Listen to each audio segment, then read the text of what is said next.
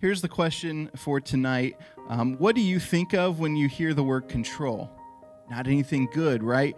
We don't want to be controlled. We hate the idea of being under someone's control or being told what to do. As much as we resist the idea of being under control, though, in some way or another, I want you guys to hear this, we are all being controlled. What do you mean, Pastor John? Who's controlling me? I don't feel like I'm being controlled. There's no way I'm being controlled. You are being controlled. And here's how. You're being controlled by emotions. We are being controlled by our emotions. When our emotions take control, we don't always make the best decisions. We say hurtful things about others or ourselves even maybe. We act out in ways that we might regret later on. And I want you to do something for me, though. I want you to think about the one emotion that when you feel it, it almost always seems to take you over. You can't ever shake it. It always gives you bad vibes. Now, because you know this emotion makes you feel bad or gets you into trouble, we've all learned in some way or another how to monitor this emotion.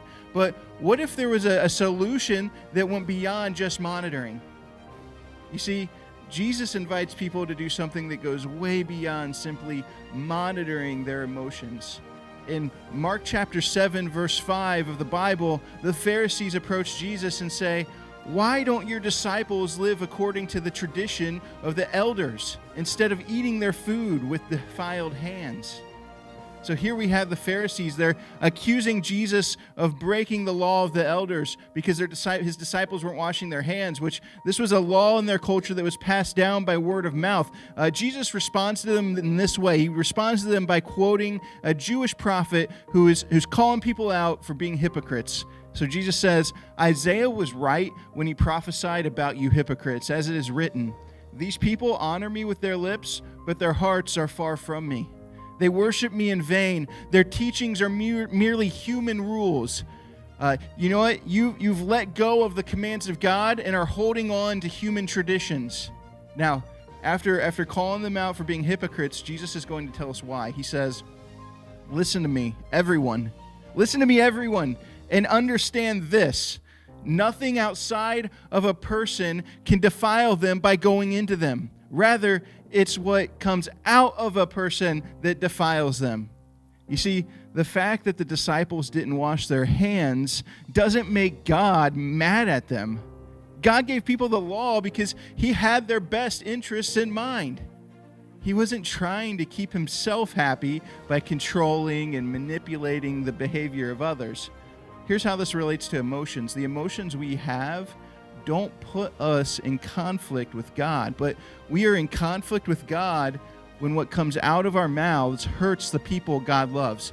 Jesus said this another way. He said, "For it is from within, out of a person's heart, the evil thoughts come." Everything begins with a thought. Emotions aren't bad, but when they control our thoughts, when they control our words and actions, they aren't helpful anymore. And we have to rethink how we're handling them. We got to rethink it. Now, being able to handle our emotions, it doesn't come naturally to us. We live in a culture that doesn't really help us see and talk about the emotions that we have going on inside of us in a healthy way. But because of Jesus, emotions don't have to be the boss of you. Let me say that again. Because of Jesus, emotions don't have to be the boss of you. Jesus can give you the strength to stand up to that emotion that's trying to control you. It's good for all of us to learn how to name what emotions we're experiencing and then learn how to keep them from controlling us. Because when our emotions control us, we end up doing or saying things that hurt others or hurt ourselves. Here's what I want you all to try. I want you all to try this. First, try to think of the top one or maybe even two emotions that you have the hardest time controlling. These are the emotions that control you more than you'd like. Really think about it. Maybe it's anger, fear, insecurity, jealousy, greed, anxiety, whatever that one emotion that no matter how hard you try, it keeps showing up. And then start checking in with yourself this week.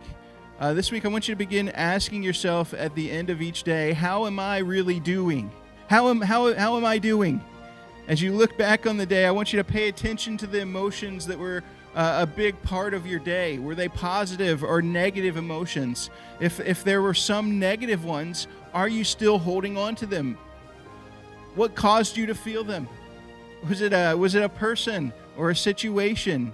Really pay attention to the emotions that you're holding on to, and ask yourself, am I mad at someone? Did someone say or do something that hurt me? You guys, the feelings we hold on to, they overflow into the lives of others. But if we hold on to Jesus instead, he will begin to overflow into the lives of those around us. So we're going to go into small groups time, and I want you to think about this. What if you were confident that the emotions and moods and vibes that control you are no longer your boss? How different would your life be? Probably a lot different. So this week, starting tonight, I want you to be real with someone when it comes to your emotions.